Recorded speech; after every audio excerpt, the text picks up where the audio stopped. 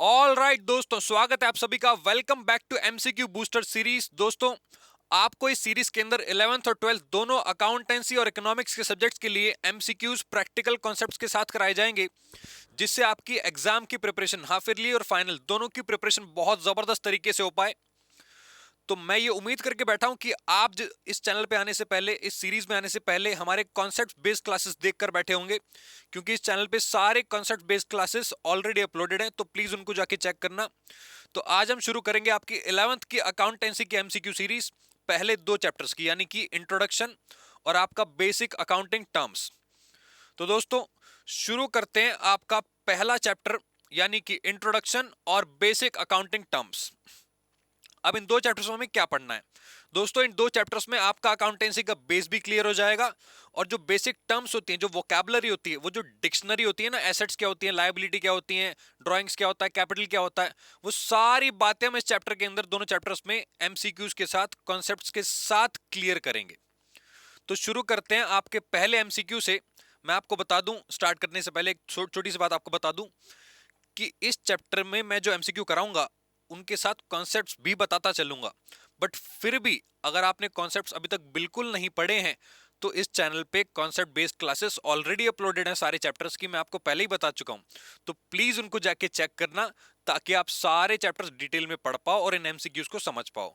नहीं भी समझोगे, नहीं भी देखोगे, तब भी आपको मैं कॉन्सेप्ट्स बीच में बताता रहूंगा, बट आपके फायदे के लिए ये रहेगा कि उन क्लासेस को आप प्लीज जाके देखो, और बिल्कुल आप अपनी जड़ें मजबूत कर लो अकाउंट्स और इकोनॉमिक्स की। तो शुरू करते हैं दोस्तों पहले एमसीक्यू के साथ। पहले एमसीक्यू के साथ, अकाउंटिंग इज, देखो क्वेश्चन क्या कह रहा है। Accounting is an art, a science, both A and B और डी नन ऑफ दीज। बात को समझना सर, ये अकाउंटिंग में आर्ट और साइंस कहां से आ गई? अकाउंट्स तो कॉमर्स में होती है ना, इसमें साइंस और आर्ट्स कहां से आई? दोस्तों मैं आपको बता दूं, एक्चुअली में यहां पे आर्ट का मतलब कोई डांस करना नहीं है, कोई कलाकृति दिखाना नहीं है। यहां पे साइंस का मतलब कोई एक्सपेरिमेंट करना नहीं है कि एकदम धुआं निकल रहा है वो साइंस हो रही है, नहीं। पहले आप आर्ट और साइंस का मतलब समझो, फिर आपको अकाउंटिंग का मतलब समझ में आएगा। तो साइंस का मतलब समझते हैं पहले। साइंस का मतलब क्या होता है, मुझे एक बात बताओ।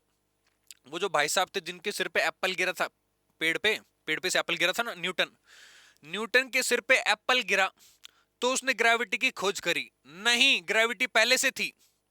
यार न्यूटन ने ग्रेविटी की खोज ही तो करी है, डिस्कवरी तो करी है, ग्रेविटी तो पहले से काम कर रही थी ना। ऐसा तो नहीं हुआ होगा कि उसके सिर पे एप्पल गिरा, उससे पहले एप्पल उड़ता था ऊपर। नहीं, एप्पल पहले भी नीचे ही गिरता था। तो साइंस क्या है? बस एक डिस्कवरी ही तो है कुछ फैक्ट्स की। डिस्कवरी ही तो है कुछ फैक्ट्स की, यानी कि जो तथ्य पहले से मौजूद हैं उनकी डिस्कवरी करना। और आर्ट क्या होती है? अपनी क्रिएटिविटी दिखाना, यानी कि दिमाग लगाना कि हम इसमें और क्या नया कर सकते हैं। तो यार अकाउंटिंग जो होती है ना, अकाउंटिंग, इसमें हम आर्ट्स भी यूज करते हैं, यानी कि आपकी क्रिएटिविटी भी यूज होती है, और इसमें थोड़ी सी साइंस भी यूज होती है। क्यों? क्योंकि इसमें साइंटिफिक प्रिंसिपल्स मौजूद हैं। साइंस किस पे बेस्ड होती है? प्रिंसिपल्स पे। और आपके अकाउंट्स में भी बहुत सारे प्रिंसिपल्स होते हैं। एक चैप्टर भी है आपका, थ्योरी बेस ऑफ अकाउंटिंग, उसके अंदर आप क्या पढ़ते हो? Accounting principles. तो वो सारे प्रिंसिपल्स अकाउंटेंसी में होते हैं, और उसको साइंटिफिक तरीके से रिकॉर्डिंग की जाती है सारी ट्रांजैक्शंस की। तो दोस्तों इसका आंसर है बोथ ए एंड बी, यानी कि अकाउंट्स आपकी आर्ट भी है और साइंस भी है। ठीक है, तो ये मत बोलना कि सर वो कॉमर्स और साइंस, नहीं नहीं। यहां पे अकाउंटिंग अकाउंटिंग क्या होती है? साइंस भी होती है और आपकी आर्ट भी होती है। तो इसका आंसर है सी, बोथ ए एंड बी। अब चलते हैं अगले क्वेश्चन पे। अगले क्वेश्चन में देखते हैं क्या है। Accounting is the language of, accounting is the language of. Language sir, accounting भाषा होती है? बिल्कुल भाषा होती है। किसकी? गवर्नमेंट की। क्या खाली गवर्नमेंट अकाउंटिंग करती है और कोई अकाउंटिंग नहीं करता? दूसरा, ट्रेड। ट्रेड का मतलब होता है दोस्तों buying and selling, buying and selling. तो मुझे एक बात तो बताओ, क्या खाली खरीदने और बेचने में अकाउंटिंग लगती है और किसी चीज में अकाउंटिंग का यूज नहीं होता? तीसरा, कॉमर्स। हाँ सर, ये लग रहा है आंसर कि कॉमर्स होना चाहिए इसका आंसर। अकाउंटिंग कॉमर्स की लैंग्वेज होती है? नहीं, अकाउंटिंग कॉमर्स का वन ऑफ द सब्जेक्ट है। ये कॉमर्स की लैंग्वेज नहीं है, ये कॉमर्स की जान है, जान। चौथा बिजनेस। दोस्तों इसका आंसर है आपका बिजनेस, यानी कि D is the right answer. जो अकाउंटिंग होती है ना, वो बेसिकली एक कम्युनिकेशन होता है आपके बिजनेस का, कि आपके बिजनेस ने कितना प्रॉफिट या लॉस कमाया। तो accounting is the language of business. ठीक है, इसका आंसर है आपका डी, बिजनेस। अब आते हैं अपने अगले क्वेश्चन पे। अगले क्वेश्चन में वो पूछ रहा है which one of the following is the last step of accounting process. Which one of the following is the last step of accounting process. वो कह रहा है अकाउंटिंग प्रोसेस का आखिरी स्टेप क्या है। अब पहले तो हमें अकाउंटिंग प्रोसेस पता होना चाहिए। देखिए नहीं ना आपने कॉन्सेप्ट बेस्ड क्लासेस, कोई बात नहीं, मैं बताता हूं। देखो अकाउंटिंग प्रोसेस में ना 7 स्टेप्स होते हैं, 7 स्टेप्स। तो IMRCSAC। सर ये क्या लिख दिया आपने अजीब सा, बात को समझो, फुल फॉर्म बताता हूं इसकी। आई का मतलब होता है आइडेंटिफिकेशन, मेजरमेंट होता है, फिर रिकॉर्डिंग होती है, फिर classifying, summarizing, analysis and interpretation, और आखिरी में होता है कम्युनिकेशन। तो मैंने आपको फुल फॉर्म बता दी, वीडियो रिपीट करके इसको देख लेना। आखिरी में कम्युनिकेशन होता है। तो दोस्तों ये स्टेप्स होते हैं अकाउंटिंग के, सबसे पहले आइडेंटिफिकेशन से स्टार्ट होता है और आखिरी में कम्युनिकेशन पे वो खत्म होता है। तो वो पूछ रहा है इस अकाउंटिंग प्रोसेस का आखिरी स्टेप क्या है। तो बताओ ना, आखिरी स्टेप कम्युनिकेशन ढूंढते हैं। रिकॉर्डिंग ऑफ डेटा नहीं, समराइजिंग नहीं, कम्युनिकेशन ऑफ इंफॉर्मेशन, यस मिल गया। सी इसका आंसर है दोस्तों, कम्युनिकेशन। आखिरी में दिया हुआ एनालिसिस, एनालिसिस इससे पहला स्टेप होता है। तो अकाउंटिंग प्रोसेस का आखिरी स्टेप क्या है, अपनी अकाउंटिंग इंफॉर्मेशन को दूसरों तक पहुंचाना, कम्युनिकेट करना। सर हम किससे कम्युनिकेट करते हैं दोस्तों, ये जो कम्युनिकेशन होता है ना, मैंने आपको बताया बीच बीच में आपके कॉन्सेप्ट्स में क्लियर करता चलूंगा। तो ये जो कम्युनिकेशन होता है ये अकाउंटिंग यूजर से होता है।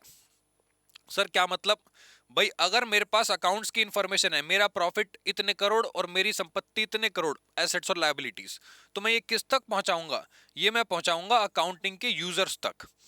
इस पे बेस्ड क्वेश्चन आगे आने वाला है, इसलिए मैंने आपको इसका बेस ऑलरेडी क्लियर कर दिया कि अकाउंट्स की इंफॉर्मेशन किस तक पहुंचती है, अकाउंटिंग यूजर्स तक। अब चलते हैं अपने अगले क्वेश्चन पे। Which of the following is not a business transaction. वो कह रहा है इनमें से कौन सी बिजनेस ट्रांजैक्शन नहीं है। तो पहले ये तो सुन लो कि बिजनेस ट्रांजैक्शन होती क्या है। तो बिजनेस ट्रांजैक्शन क्या होती है दोस्तों, मुझे बताओ क्या होती है। ट्रांजैक्शन का मतलब होता है दोस्तों लेन देन, लेन देन। कोई भी बिजनेस में आप लेन देन करते हो, लो माल ले लो, पैसा दे दो, लेन देन। और बिजनेस ट्रांजैक्शन का मतलब होता है ऐसी लेन देन जिसमें बिजनेस का इन्वॉल्वमेंट है, माल की खरीद बेच है, सैलरी की पेमेंट है, इंश्योरेंस है, जो सारे बिजनेस एस्पेक्ट से रिलेटेड होते हैं। ऐसा नहीं कि तुम्हारी मम्मी ने बोला जा दाल लेके आ बेटा, तुमने बोला 50 रुपए कमीशन लूंगा, मम्मी चप्पल बजाएगी तुम्हें। तो यहां पे पैसा इन्वॉल्व होना चाहिए और बिजनेस भी इन्वॉल्व होना चाहिए। तो दोस्तों बॉट फर्नीचर, पहला ऑप्शन आपको दे रखा है, देखते हैं क्या दे रखा है। Bought furniture of ₹10,000 for business. आपने माल खरीदा 10,000 का, मुझे बताओ ये बिजनेस ट्रांजैक्शन है कि नहीं है। सर है बिल्कुल। क्वेश्चन पूछ रहा है जो नहीं है वो बताओ, तो ये तो हो गया। Be paid for salaries of employees 5,000। वो कह रहा है आपने एम्प्लॉइज की सैलरी दी 5,000 रुपए, यार ये भी बिजनेस ट्रांजैक्शन होती है, तो ये भी ऑप्शन नहीं हो सकता आंसर में। पेड सन्स फीस, बेटे की फीस जमा करी from her personal bank account 20,000। अब देखो मां ने अपने बच्चे की फीस जमा करी, वो भी पर्सनल बैंक अकाउंट से यार। अरे पर्सनल बैंक अकाउंट बिजनेस का अकाउंट थोड़ी होता है, बिजनेस में तो करेंट अकाउंट होता है, अलग से अकाउंट खुलता है ना बिजनेस का। तो वो अपने बैंक अकाउंट से अपने बच्चे की फीस पे कर दे, तो यार ये बिजनेस ट्रांजैक्शन नहीं कहलाएगी। इसीलिए यही इसका आंसर होना चाहिए सी। एक बार फिर भी आखिरी ऑप्शन पढ़ लेते हैं। Paid sons fees from the business 2,000। अब देखो बिजनेस आ गया ना, तो ये तो ऑप्शन नहीं हो सकता इसका। इसका ऑप्शन है दोस्तों सी, ये आपकी बिजनेस ट्रांजैक्शन नहीं है। ठीक है, तो आपका आंसर है सी, बेटे की फीस पर्सनल बैंक अकाउंट से दी। आई होप आपको कॉन्सेप्ट साथ में क्लियर हो रहे होंगे, नहीं हुए तो प्लीज कॉन्सेप्ट बेस्ड वीडियोस जाके देखना। अगला क्वेश्चन,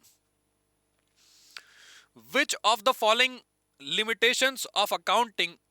पहले एक बात बता दूं, ये वाला एमसीक्यू कराने से पहले सुनो ना, दिल की बात है, दिल की बात बता रहा हूं। कोई भी क्वेश्चन जब हम पढ़ते हैं और वो थोड़ा ज्यादा लंबा हो जाता है, तो उसको ब्रेक करके पढ़ा करो। जैसे अभी ये वाला मैं पढ़ने वाला हूं, वो कह रहा है which of the following limitations of accounting. तो वो कह रहा है अकाउंटिंग की कौन सी लिमिटेशन, कौन सी बुराई शोज मैनिपुलेशन ऑफ अकाउंट्स।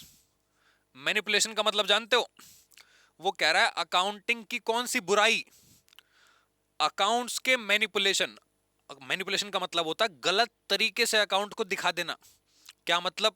मान लो मैं विग पहन लूं, क्लीन शेव कर लूं और बिल्कुल मेकअप करके आ जाऊं लड़की बन के, तो कोई, मैं किसी को भी मैनिपुलेट कर सकता हूं ना, इसी को बोलते हैं मैनिपुलेशन। सर अकाउंट्स में ऐसा कैसे हो सकता है? होता है। Which of the following limitations of accounting shows manipulation of accounts to conceal vital facts. वो कह रहा है इनमें से कौन सा लिमिटेशन ऐसा है, इनमें से कौन सी बुराई अकाउंटिंग की ऐसी है जो दूसरों को धोखे में डाल सकती है। तो देखते हैं कौन सी बुराई धोखे में डाल सकती है। दोस्तों मैं आपको बता दूं उसका आंसर ना, मैं आपको बिना ऑप्शंस दिए बता देता हूं ताकि आप समझ पाओ कि हर बार सारे ऑप्शंस पे फोकस नहीं करना होता, आपको वो पहले से ही जान लेना होता है। तो इसका जो आंसर है दोस्तों वो है आपका विंडो ड्रेसिंग। खिड़की पे कपड़े बदलना नहीं होता इसका मतलब। इसका मतलब होता है वो, ये विंडो ड्रेसिंग वर्ड कहां से है बताता हूं। आपने एक कपड़े की दुकान देखी होगी जहां पे एक वो आंटी खड़ी रहती है, बिल्कुल जबरदस्त साड़ी, मूर्ति होती है आंटी की, साड़ी बिल्कुल उसको टंगा रखी है और उसमें जबरदस्त मेकअप हो रखा है। तो दूर से दिखने में वो साड़ी बड़ी अच्छी लगती है, लेकिन जब तुम उसे घर लाते हो तो वो साड़ी बिल्कुल बेकार निकलती है। इसी को बोलते हैं विंडो ड्रेसिंग। खिड़की पे ऐसा कपड़ा दिखा दो कि बस वो खरीद ही ले, बात समझो, खरीद लिया उसने, लेकिन घर जाके कुछ और निकला। सेम वे में दोस्तों मैं दिखा दूं कि मेरे पास करोड़ों की संपत्ति है और ये है वो है, लेकिन अंदर से कंपनी खोखली है, तो वो कहलाएगा विंडो ड्रेसिंग। तो इसका आंसर होना चाहिए accounting is not fully exact. नहीं, अकाउंटिंग में lead to window dressing. Yes, ये है आपका option B, window dressing. Window dressing से दोस्तों मैनिपुलेशन होता है अकाउंट्स का। उम्मीद करता हूं आपको बात समझ में आई होगी। तो अब चलते हैं अपने अगले क्वेश्चन पे।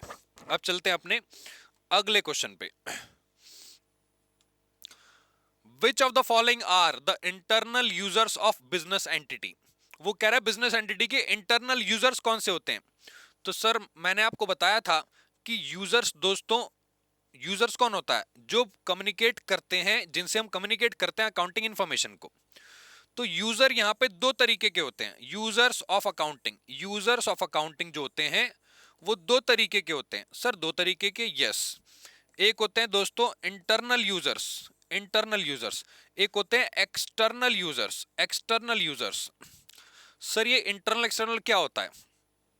इंटरनल होता है जो बिजनेस की चौखट में है, और जो बिजनेस की चौखट से बाहर है वो आपका एक्सटर्नल। सर क्या मतलब? बिजनेस की चौखट के अंदर का मतलब मालिक और एम्प्लॉइज जो बिजनेस में काम कर रहे हैं, जिनको पता है सारे राज जिंदगी के, बिजनेस के, वो होते हैं आपके इंटरनल यूजर्स। और जिनको राज नहीं पता, जैसे कि आपके बाहर वाले कस्टमर, बैंक, सरकार और जितने भी बाहर के लोग हैं। तो क्वेश्चन क्या पूछ रहा है? क्वेश्चन पूछ रहा है which of the following are the internal users of business entity. Internal कौन है? जो बिजनेस की चौखट में बैठा है। तो कौन बैठा है? कस्टमर? ना। सप्लायर? ना। मैनेजमेंट? यस। बैंक्स? ना। तो आंसर है दोस्तों आपका मैनेजमेंट। ठीक है, मैनेजमेंट बैठा है आपके बिजनेस की चौखट में।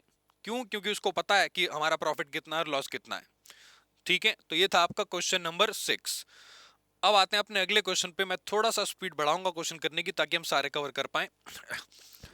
Dash users are groups outside the business entity. वो कह रहा है कौन से यूजर ऐसे हैं जो बाहर, यानी कि बिजनेस की चौखट से बाहर होते हैं। Who use the information to make decisions about the business entity. तो चौखट से बाहर वाले लोग कौन होते हैं दोस्तों? External users. तो बिना सोचे समझे ऑप्शन बी पे क्लिक कर देना अपने को। इसका आंसर क्या है? एक्सटर्नल यूजर, बिजनेस की चौखट से बाहर वाले लोग। अगले क्वेश्चन पे चलते हैं। The process of recording, classifying and summarizing all business transactions in order to know the financial result is called.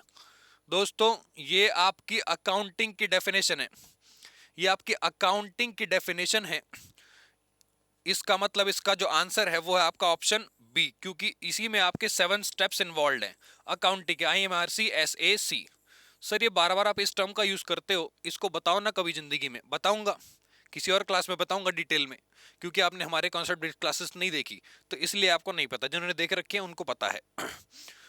तो वो कह रहा है अकाउंटिंग की डेफिनेशन आपको दे रखी है, तो ये आपका आंसर बी। अब आते हैं अपने 9th क्वेश्चन पे। कैश, गुड्स और assets invested by the proprietor in the business for earning profit is called.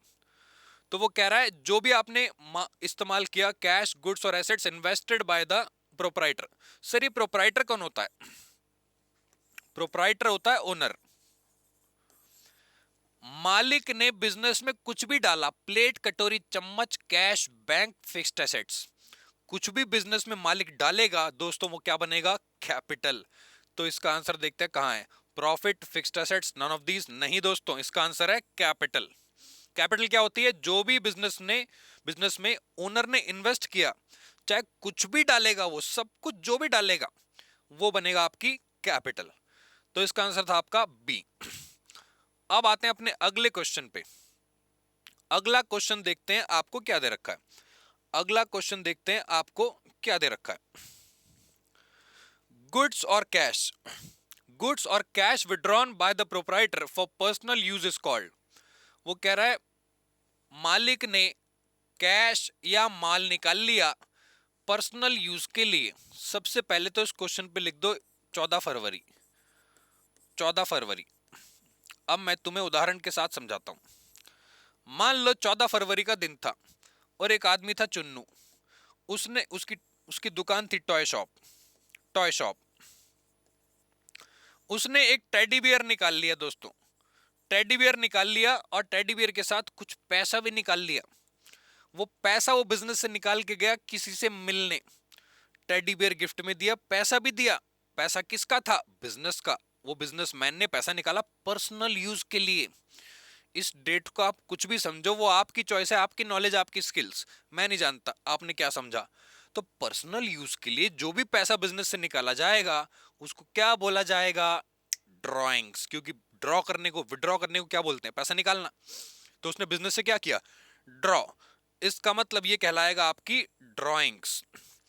देखो आप देख रहे होंगे कि मेरा जो तरीका है वो मेजॉरिटी केस में ऑप्शंस पे फोकस करना नहीं है। ऑप्शन क्यों समझने जब आपको आंसर पता है। तो मैं कह रहा हूं तो ऑप्शन मत भी दे, हम तब भी आंसर निकाल लेंगे। ऐसा चैंपियन मुझे आपको अकाउंट्स का बनाना है। तो अगर आप अकाउंट्स के चैंपियन बनना चाहते हो तो पहले चैनल को सब्सक्राइब कर लो और वीडियो को लाइक करना, दूसरे से शेयर भी कर देना यार, और कॉन्सेप्ट बेस्ड क्लासेस को भी देखना, ठीक है। तो अब चलते हैं अपने अगले क्वेश्चन पे। उम्मीद करता हूं आपको मजा आ रहा होगा। तो देखते हैं अगला क्वेश्चन। 11th क्वेश्चन में देखते हैं आपको क्या दिया है। Purchase refers to the purchase of. Purchase refers to the purchase of. अच्छा, तो आपने खरीदा कुछ, उस खरीद को किस चीज की खरीद मानते हैं मुझे बताओ ना। मान लो आपकी कपड़े की दुकान है, तो आप क्या खरीदोगे जो खरीद मानी जाएगी? चेयर, स्टेशनरी का सामान, या फिर आपका टीवी, या कपड़े जो बेचने हैं? बताओ ना क्या आंसर होना चाहिए उसका। सर ऑब्वियस सी बात है कपड़े। कपड़े की दुकान तो कपड़े बेचेंगे। तो जो बेचने के लिए खरीदा जाता है उसी को परचेज कहते हैं। इसका मतलब इसका आंसर होना चाहिए गुड्स फॉर रीसेल। जो माल आपने बेचने के लिए खरीदा उसी को परचेज कहते हैं दोस्तों। जो गुड्स आपने बेचने के लिए खरीदे उसी को परचेज कहते हैं। हालांकि रॉ मटेरियल की परचेज भी परचेज में शामिल होती है, ठीक है। तो यहाँ पे स्टेशनरी नहीं, एसेट्स नहीं, और ये भी नहीं। तो इसका आंसर क्या हो जाएगा आपका? Goods for resale. अब आते हैं अपने अगले एमसीक्यू पे। अगले एमसीक्यू पे अगले एमसीक्यू में देखते हैं आपको क्या दिया है। अगले एमसीक्यू में आपको दिया है excess of revenue over expenses. वो कह रहा है रेवेन्यू ज्यादा है किससे? एक्सपेंसेस से। रेवेन्यू क्या होता है? आपकी कमाई। रेवेन्यू क्या होता है? आपकी कमाई। आपके एक्सपेंसेस खर्चों से ज्यादा है तो आपने क्या कमाया? बताओ ना, कितना आसान क्वेश्चन है ये। ऑब्वियस सी बात है आपने प्रॉफिट कमाया। तो देखो ना क्या दे रखा है, लॉस नहीं, एसेट्स लायबिलिटी नहीं, प्रॉफिट है इसका आंसर। जब भी आपका रेवेन्यू एक्सपेंसेस से ज्यादा होगा तो आप प्रॉफिट अर्न करोगे। सर ये रेवेन्यू क्या होता है बताओ ना डिटेल में। रेवेन्यू कुछ नहीं होता, जो भी अमाउंट आप रिसीव करते हो बाय सेलिंग अ कमोडिटी या फिर सर्विसेज प्रोवाइड करके जो आप पैसा रिसीव करते हो वही आपका रेवेन्यू होता है, ठीक है, जो मेन बिजनेस से आपको अर्न होता है वो आपका रेवेन्यू होता है, तो उससे ज्यादा आप, मतलब वो ज्यादा है, आपके खर्चे कम है, तो आप प्रॉफिट अर्न करोगे। सर अगर एक्सपेंस ज्यादा हो गए तो लॉस होगा, सिंपल। अब देखो आखिरी के जो 3 क्वेश्चन हैं वो आपस में रिलेट करते हैं, ठीक है, और आखिरी क्वेश्चन में आपको एक सरप्राइज मिलेगा, मैं आपको बताना भूल गया स्टार्टिंग में। आखिरी क्वेश्चन में एक सरप्राइज मिलेगा आपको। सर कैसा सरप्राइज बताओ ना, मिलेगा बस। क्वेश्चन नंबर 13, प्रॉपर्टीज और resources owned by the business is called. वो कह रहा है जो प्रॉपर्टी और रिसोर्सेस बिजनेस के पास होती हैं वो क्या कहलाती हैं। ऑप्शन देखते हैं। प्रॉफिट नहीं, प्रॉफिट तो अभी पढ़ा हमने, प्रॉफिट तो रेवेन्यू माइनस एक्सपेंस होता है। कैपिटल, ओहो पॉसिबल ही नहीं है, पॉसिबल नहीं है, क्योंकि कैपिटल वो होता है जो बिजनेस में लगाया जाता है, ये तो बिजनेस के पास है। तीसरा, एसेट्स। दोस्तों इसका आंसर है एसेट्स। जो भी बिजनेस के पास प्रॉपर्टी, संपत्ति और आपकी रिसोर्सेज होती हैं जो इस्तेमाल करके वो पैसे कमाती है, उन्हीं को हम बोलते हैं आपकी एसेट्स। यानी कि anything which is owned by the business and which have some value is called assets. तो ये थी आपकी एसेट्स। सर लायबिलिटी क्या होती है बताओ ना। बेटा लायबिलिटी होती है जिनको फ्यूचर में आपको पे करना होता है। लायबिलिटी वो अमाउंट्स होते हैं, वो ऑब्लिगेशंस होते हैं, वो आपकी रिस्पॉन्सिबिलिटी होती है कंपलसरीली, जो आपको निभानी होती है फ्यूचर में, तो वो आपकी लायबिलिटी होती है। अब आगे देखते हैं अगले एमसीक्यू में आपको क्या दिया हुआ है। अमाउंट ओड, ओड लिखा, ओड नहीं लिखा, amount owed payable by the business is called, oh अभी अभी तो पढ़ा हमने, लायबिलिटी होती है जो बिजनेस को फ्यूचर में पे करना, वो क्या होती है, लायबिलिटी।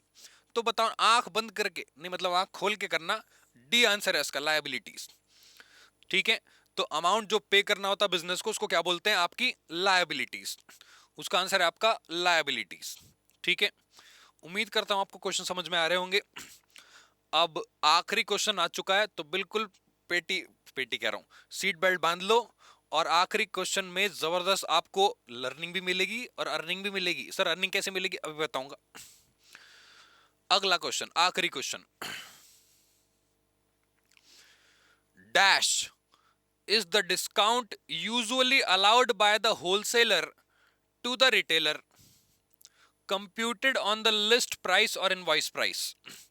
वो क्या कह रहा है, ऐसा कौन सा डिस्काउंट है जो होलसेलर अलाउ करता है रिटेलर को, जो होलसेलर देता है रिटेलर को लिस्ट प्राइस पे या फिर इनवॉइस प्राइस पे। लिस्ट प्राइस क्या होता है, जो लिस्टेड प्राइस होता है मेन आपका टोटल, उसके ऊपर डिस्काउंट दिया जाता है। अब मैं आपको बताऊं ये डिस्काउंट क्या होता है दोस्तों। बात को समझो, जब होलसेलर रिटेलर को डिस्काउंट देता है तो डिस्काउंट यहां पे 2 तरीके के होंगे। सर डिस्काउंट 2 तरीके के, हाँ, पहला होगा आपका ट्रेड डिस्काउंट, दूसरा होगा कैश डिस्काउंट। पहला क्या होगा, ट्रेड डिस्काउंट, दूसरा कैसा डिस्काउंट होगा, cash discount. Cash discount instant payment पे दिया जाता है, इंस्टेंट पेमेंट या फिर प्रॉम्प्ट पेमेंट, जल्दी पेमेंट। क्या यहां पे ऐसा कुछ लिखा है कि पेमेंट जल्दी हो रही है या प्रॉम्प्ट पेमेंट हो रही है या अर्ली पेमेंट हो रही है? देखो ना, कहीं नहीं लिखा ऐसा कि अर्ली पेमेंट हो रही है। अब मैं आपको बताता हूं ट्रेड डिस्काउंट क्या होता है।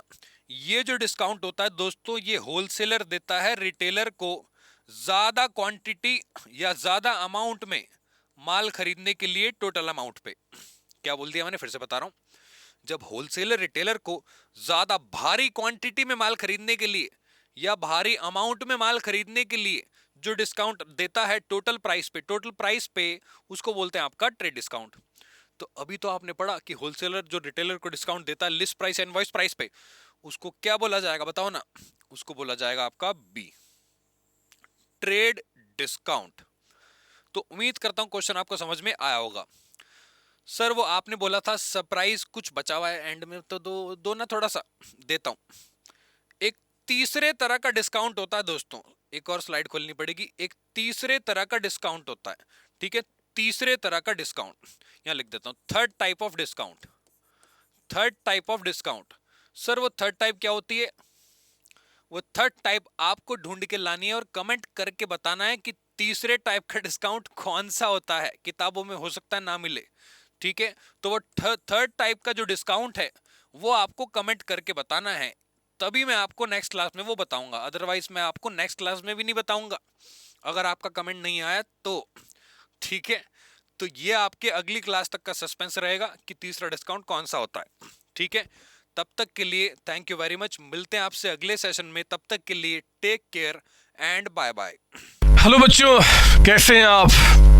मैं CA संतोष कुमार। मैंने और मेरी टीम ने डिसाइड किया कि जो क्वालिटी एजुकेशन मैं और मेरी टीम एक पर्टिकुलर एरिया में प्रोवाइड कर रहे हैं उसको पूरे देश में क्यों न फैलाया जाए at the reasonable cost under the brand name of COC education private limited. मेरे बच्चों, इस सक्सेस को हमने पाया कॉमर्स के स्टूडेंट्स किसी भी कोर्स के हो, वो पूरे ऑल ओवर इंडिया में बैठ के हमारे कोर्सेज से बेनिफिट ले रहे हैं या ले चुके हैं। हमें जो दूसरों से अलग करता है वो है हमारा डेली डाउट सेशन। हमारा जो एकेडमिक इंस्ट्रक्टर टीम है आपके कॉन्टिन्यूस आपके ग्रोथ पे वो नजर बनाए रखता है और आपको कॉन्टिन्यूस बेसिस पे मोटिवेट करना आपको स्टडी के लिए।